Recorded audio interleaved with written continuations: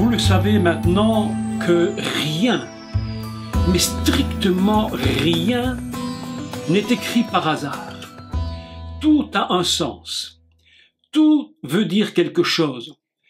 Tout se rattache au projet fondamental de Dieu. Tout, absolument tout. Il n'y a pas une seule exception. La semaine passée, enfin dans le cours précédent, vous vous rappelez que je vous avais enseigné que c'était à la 6e heure que les ténèbres étaient tombées sur toute la terre. Le texte est extraordinaire parce qu'on aurait pu écrire que les ténèbres étaient tombées sur Jérusalem, par exemple. Pourquoi pas sur Israël? Ça aurait été déjà un peu plus large. Mais le texte nous dit sur toute la terre. Kol haaretz, toute la terre.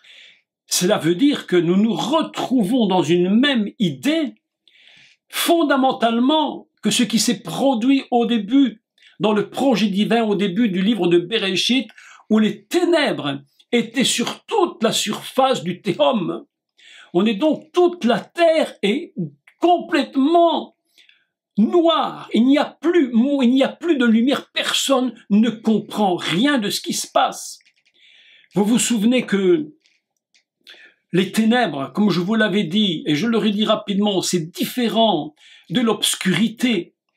Les ténèbres sont si noires qu'il n'y a plus aucune solution pour voir ni pour se bouger. Et là, en plus, le texte nous dit qu'il y a eu un tremblement de terre, qu'il y a eu les ténèbres, qu'il y a eu les voiles du temple s'est déchiré, il y a eu vraiment ce tremblement de terre a probablement, évidemment, fait branler tout Jérusalem, tout Israël, ça a bougé de partout. C'était un véritable tohu vavohu. Et vous comprenez, à partir d'un texte comme celui-là, que ce qui s'est passé à ce moment-là, au moment où Yeshua va rendre son esprit, écoutez le mot, il rendit l'esprit. L'esprit n'est pas parti tout seul.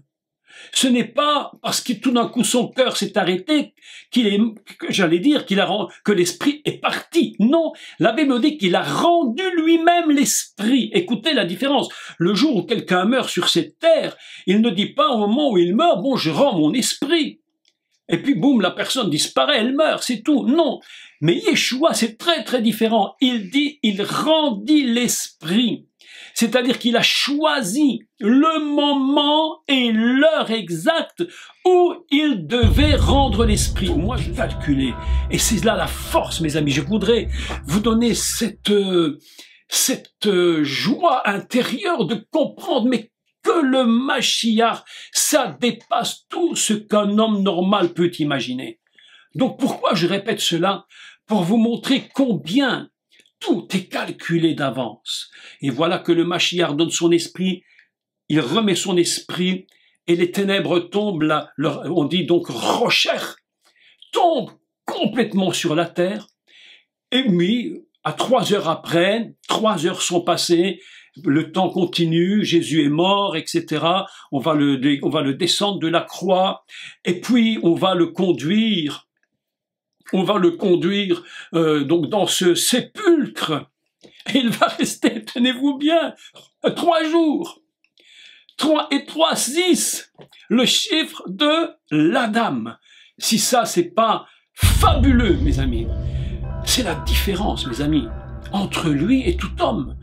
Il a une conscience, mais tellement inimaginable du temps. L'heure, c'est l'heure. Ça ne peut pas être trop tôt ni trop tard. L'heure, c'est l'heure.